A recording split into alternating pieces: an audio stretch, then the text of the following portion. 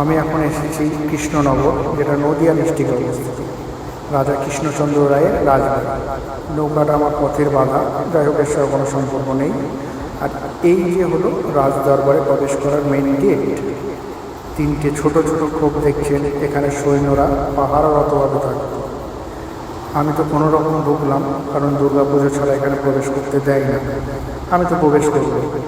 এই সাইডে বড় অংশটা নিয়ে রাজদরবারের মেন গেট এখন বন্ধই আছে। ডান সাইডে এটা বড় একটা গাছ, অনেক পুরনো।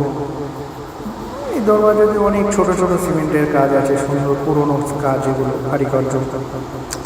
এই গেটটার ভেতর দিয়ে আমি এখন দেখা ছাড়া উপায় নেই, কারণ খুলবে তো না। এই যে সরু রাস্তা, এখান দিয়ে পৌঁছবো আমরা রাজদরবারে, কিন্তু এখন নয়, সেটা দুর্গাপুজোর সময়। এখন প্রবেশ করতে দেবে না। এই যে আমি এখন যাচ্ছি, একটু বেরোবো বাইরে। এইটা হলো আরেকটা গেট, অনেক পুরনো গেট।